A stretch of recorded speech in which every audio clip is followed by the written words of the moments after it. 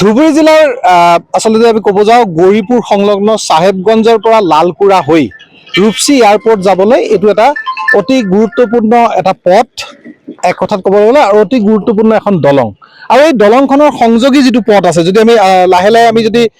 ঘূৰাই যাব পাৰোঁ আচলতে এই দলংখনৰ সংযোগী যিটো পথ আছে এই সংযোগী পথটো বিগত কেইবাদিনৰ নেৰানেপেৰা বৰষুণৰ ফলত আৰু গদাধৰ নৈৰ যি বাঢ়নি পানী আছে তাৰ ফলত দেখা গৈছে দলংখনৰ আচলতে কাষৰ যিটো ৱাল আছে এক কথাত ক'বলৈ গ'লে যিটো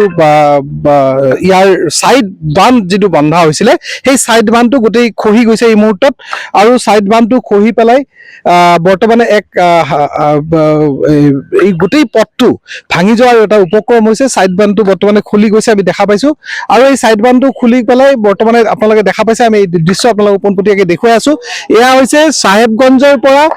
লালকুৰা আৰু চাহেবগঞ্জৰ পৰা ৰূপসী বিমানবন্দৰলৈ যোৱাৰ পথ যিটো পথ নতুনকৈ তৈয়াৰ কৰা হৈছিল 2020 চনত এই পথৰ নিৰ্মাণৰ কাম আৰম্ভ হৈছিল আৰু যোৱা প্ৰায় 3-4 মাহ পূৰ্বে এই দলং আৰু এই পথৰ নিৰ্মাণৰ কাম সমাপ্ত হৈছিল আৰু ইয়াক দেখা গৈছিল স্থানীয় বিধায়কে আহি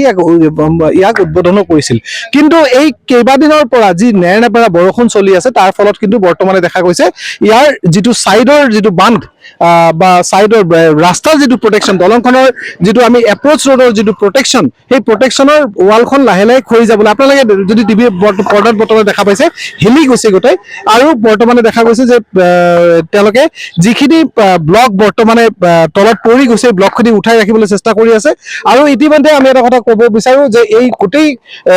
গৌৰীপুৰ সংমণ্ডল গৌৰীপুৰ যে PWD উপসংমণ্ডল আছে বা চাব ডিভিশ্যন আছে তেওঁলোকৰ অধীনৰ এইটো কাম আছিল আৰু তেওঁলোকক ইতিমধ্যে আমি জানিব পাৰিছোঁ তেওঁলোকে ইতিমধ্যে তেওঁলোকৰ ঊৰ্ধ্বতম কৰ্তৃপক্ষক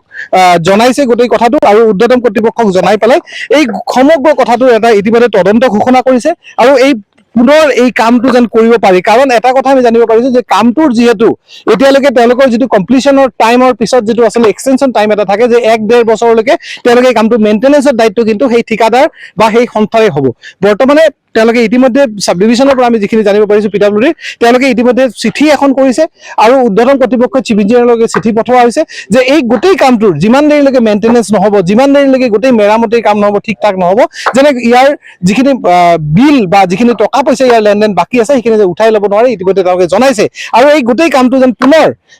এই মুহূৰ্তত হয়তো কাম কৰা অসম্ভৱ কাৰণ যথেষ্ট বেছি পানী আছে গদাধৰ নৈত যদি আমি দেখুৱাব পাৰোঁ এই মুহূৰ্তত আপোনালোকে গদাধৰ নৈত দেখা পাইছে যথেষ্ট বেছি পানী আছে চাৰিওফালে এইফালৰ পৰা পানী আহি আছে আৰু তেনে এটা পৰিস্থিতিত এই মুহূৰ্তত কিন্তু হয়তো এই কামটো কৰা অসুবিধা কাৰণ তেওঁলোকে সেইকাৰণে দেখা গৈছে যে ঠিকাদাৰৰ যিখিনি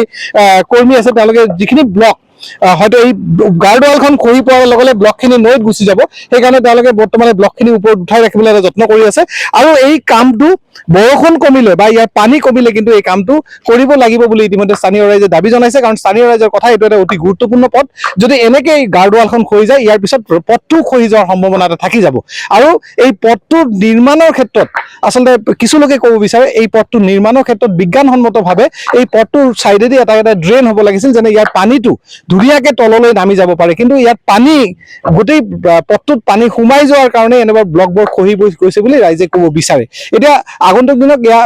লোক নিৰ্মাণ বিভাগেই হওক ইয়াৰ যি টেকনিকেল এক্সপাৰ্ট আছে তেওঁলোকে এই গোটেই সিদ্ধান্তটো ল'ব আচলতে ইয়াৰ টেকনিকেলি কিবা ভুল হৈছিল না কাৰ ভুলৰ কাৰণে এনেকৈ খহি যাব লগা হ'ল কি পৰিস্থিতিৰ কাৰণে এনেকুৱা এটা পৰিস্থিতি হ'ল তাৰ হয়তো তদন্তত সেয়া ওলাব কিন্তু বৰ্তমানে স্থানীয় ৰাইজৰ দাবী এটাই ইয়াৰ যিহেতু কমপ্লিশ্যন পিৰিয়ড আছে সেইটো সমাপ্ত হোৱা নাই যিহেতু ঠিকাদাৰে তেওঁলোকৰ যদিও তেওঁলোকে হেণ্ড অভাৰ কৰিছে কিন্তু তেওঁলোকৰ যিটো 5 বছৰীয়া ম্যাদ এটা থাকে কাম কৰিলে সেই ম্যাদৰ ভিতৰত যদি কিবা ক্ষতি হয় সেই ক্ষতিপূৰণ ঠিকাদাৰে কৰিব লাগিব সেই কথা স্থানীয় ৰাইজে জনাইছে আৰু তেওঁলোকে দাবী জনাইছে যে অতি সোনকালে পানী কমি যোৱাৰ পিছত এতিয়া যিহেতু বাঢ়নি পানী আছে এই মুহূৰ্তত সম্ভৱ নহয় পানী কমি যোৱাৰ পিছত পুনৰ আগৰ দৰে ইয়াক কৰি দিয়া বা ইয়াক মেৰামতি কৰাৰ কাৰণে ব্যৱস্থা গ্ৰহণৰ কাৰণে দাবী জনাইছে